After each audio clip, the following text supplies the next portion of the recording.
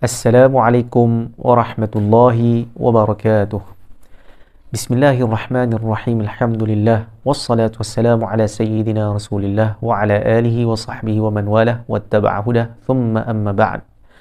Allahumma aftah alaina hikmataka wa anshur alaina min khazaini rahmatika ya arhamar rahimin. Allahumma shrah lana sudurana wa yassir lana umurana wahlul 'uqdatan min alsinatina yafqahu aqwalana. نوينا التعلم والتعليم والتذكر والتذكير والنفع والانتفاع والإفادة والاستفادة والحث على تمسك بكتاب الله وسنة نبيه صلى الله عليه وسلم والدعاء إلى الهدى والدلالة على الخير ابتغاء وجه الله ومرضاته وقربه وثوابه آمين اللهم آمين. اللهم أطلق ألسنتنا بتلاوة كتابك العظيم وارزقنا تلاوة صحيحة فصيحة مطابقة للمنقول عن رسول الله صلى الله عليه وسلم من غير الزيادة ولا النقصان مع التدبر والتفكر والعمل بمقتضى القرآن العظيم يا رب العالمين. قال الله سبحانه وتعالى أعوذ بالله من الشيطان الرجيم ورتل القرآن ترتيلا وقال النبي صلى الله عليه وسلم خيركم من تعلم القرآن وعلمه. Alhamdulillah, bersyukur kita kepada Allah Subhanahu wa taala kerana diberikan peluang untuk bersama-sama di dalam perbincangan kita berkaitan dengan ilmu tajwid.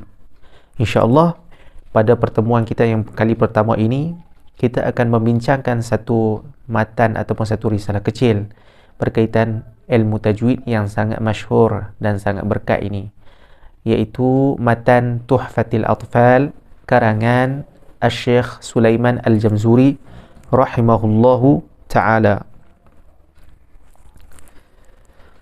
Baik, Syekh Sulaiman Al-Jamzuri rahimahullahu ta'ala merupakan seorang ulama kelahiran Mesir yang berasal daripada Tanta. Yang ini satu wilayah daripada satu wilayah di Mesir, iaitu wilayah yang satu tempat yang paling ramai melahirkan para qurra. Qurra ni maksudnya orang yang alim dalam bidang tajwid dan qiraat di Mesir. Baik. Jadi Syekh Sulaiman Al-Jamzuri ini telah mengarang satu karangan yang sangat hebat, sangat masyhur, sangat berkat yang tersebar di seluruh dunia pada zaman sekarang, iaitu matan Tuhfatil Atfal. Makna Tuhfatil Atfal tu, tuhfah tu maksudnya hadiah. Atfal tu maknanya ialah kanak-kanak. Okey. Sama ada kita nak memaknakan atfal itu dengan kanak-kanak secara panggil hakikat ataupun secara kiasan, itu terpulang pada kita. Kalau dari segi kiasan, kalau dari segi hakikat, maka memang sesuai kerana matan ini tidak mengandungi ilmu tajwid yang sukar, kerana dia hanya berkaitan dengan nun mati, mim mati dan hukum hakam mat. Jadi sangat mudah. Tidak ada dalam matan ini ilmu yang berkaitan dengan sifat huruf ataupun makhraj huruf. Sebab sifat huruf dan makhraj huruf ini adalah satu ilmu yang sangat sukar, yang memerlukan masa yang lama dan praktikal yang banyak. Berbeza dengan hukum mim mati, nun mati, mim dan nun bersyaddah, dan hukum hakam yang berkaitan dengan mat ini, dia agak mudah kerana lebih kepada teori dan praktikalnya pun tidak susah. Baik. Jadi Syekh Sulaiman Jamzuri mengarang matan ini. Okey, tadi saya terlupa nak sebut satu lagi. Okey, kalau atfal dari segi makna hakikatnya, iaitu kanak-kanak, sesuai lah untuk permulaan bagi kanak-kanak yang ingin mempelajari ilmu tajwid. Dan kalau dari segi majazi dia ataupun dari segi kiasannya, atfal ni maksudnya mubtadi'in. Mubtadi' maksudnya permulaan, novice. Maksudnya orang yang ingin memulakan ilmu tajwid, juga sesuai untuk mempelajari matan Tuhfatil Atfal. Baik, matan Tuhfatil Atfal ni mempunyai 61 bait. 61 bait yang dimulakan dengan mukadimah, kemudian diteruskan dengan sub-sub tajuk. Dimulakan dengan tajuk dia.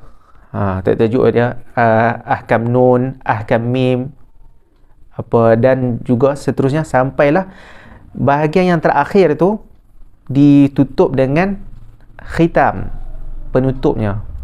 Dan di penutup itu Al-Imam Ibnul Jamzuri dia telah meletakkan rumus rumus untuk menunjukkan bahawa bilangan bait syair yang dikarang ini dengan dengan sekian-sekian jumlah.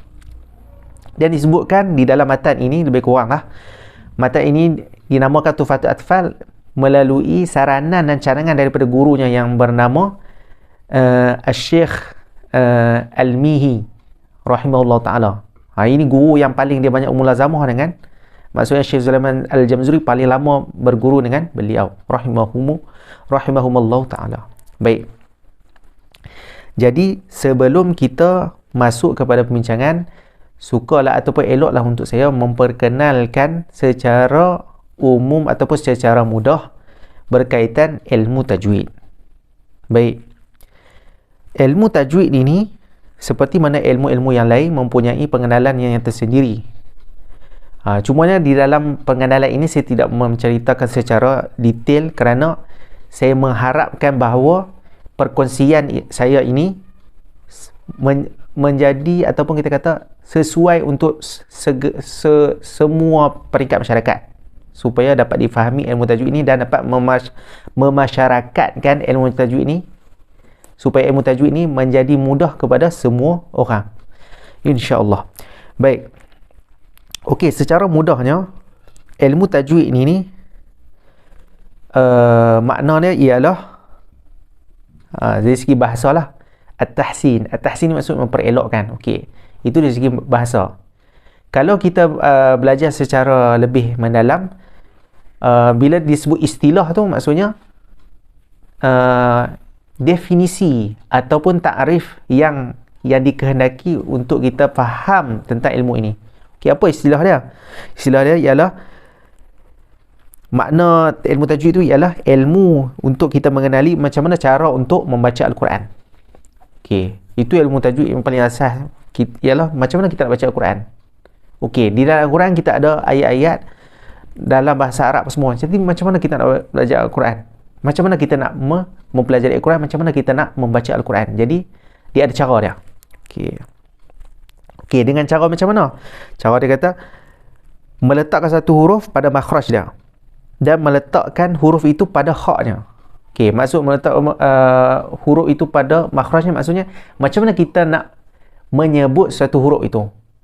Dari manakah asal huruf itu? Kalau kita sendiri pun, contoh kita lah. Kita bila orang tanya, nama kamu siapa? Okey, nama saya Muhammad. Asal kamu dari mana? Asal saya daripada Perak. Asal saya daripada Kedah. Begitu juga huruf. Dia mesti ada asal. Bila kita mengetahui asal, barulah kita dapat menyebut dengan baik. Dan juga apa? Setiap huruf itu dia ada hak dia. Maksud hak ni maksud dia ada sifat-sifat dia. Sama ada sifat yang kuat, ataupun sifat yang lemah, ataupun sifat yang lazim, ataupun sifat yang tidak lazim. Maksud sifat lazim ni maksudnya sifat yang kekal. Apa-apa keadaan pun dia tidak akan berubah. Sifat tu tetap ada pada dia. Orang kata melekat, tidak terpisah. Manakala kalau sifat tidak lazim ini ialah maksudnya sifat itu ada beberapa keadaan dia boleh hilang dan ada beberapa keadaan dia ada. Itu maksud sifat lazim dan sifat tidak lazim. Baik. Okey. Itu secara mudah untuk kita mengetahui ilmu tajwid, iaitu cara nak baca Quran. Okey, kita bagi 3 poin pertama. Cara nak baca Quran, takrif dia. Yang kedua, macam mana nak menyebut huruf. Yang ketiga, macam mana nak mengetahui sifat-sifat dia. Jadi sebenarnya bila kita menjaga huruf, bila kita tahu cara menyebut huruf dan juga menjaga sifat-sifatnya, maka secara automatik kita telah membaca Al-Quran dengan baik. Sebab dia terangkum semua tu. Bahkan kalau kita mengetahui tentang hukum hakam tajwid, nun mati, mim mati semua tu, dia semua adalah terangkum dalam dua benda ni. Terangkum. Nampak? Baik. Okey. Apakah tujuan kita mempelajari ilmu tajwid ni? Okey. Tujuan dia ialah apa? Untuk menjaga lisan. Okey. Bila kita sebut lisan, apakah key point ataupun kita kata benda utama dalam membaca Al-Quran ataupun mempelajari ilmu tajwid ni? Lisan maksud lidah lah. Lidah ni penting. Sebab tu kalau orang bisu, lidah dia tak berfungsi dengan baik. Maka dia tak boleh membaca Al-Quran. Dia tak boleh membaca Al-Quran lah. Okey. Tapi kalau orang yang OKU mata ataupun OKU telinga, dia boleh, masih lagi boleh. Kerana lidah dia tu masih lagi baik. Jadi lidah ni sangat penting jadi bila ada lidah ni, maka apa? Kita boleh baca Quran. Namun nak baca Quran mesti ada kaedah. Seperti juga ilmu-ilmu lain. Bahkan ilmu dunia pun dia ada kaedah yang tertentu untuk kita apa? Mengetahui dia dan juga untuk mempraktikkannya. Begitu juga ilmu tajwid. Baik. Jadi untuk menjaga ilmu tajwid ni, untuk menjaga lisan kita daripada berlaku kesalahan ketika membaca Al-Quran. Itulah tujuan dia. Maksudnya kita ada guideline. Bila kita baca, macam ni tak boleh. Begini caranya. Jadi semua itu dikawal oleh kaedah-kaedah yang kita pelajari daripada ilmu tajwid. Baik. Okey, itu secara mudah. Faham Key point saya ialah secara mudah. Jadi saya takkan cerita semua. Saya hanya sebutkan perkara yang penting sahaja. Baik.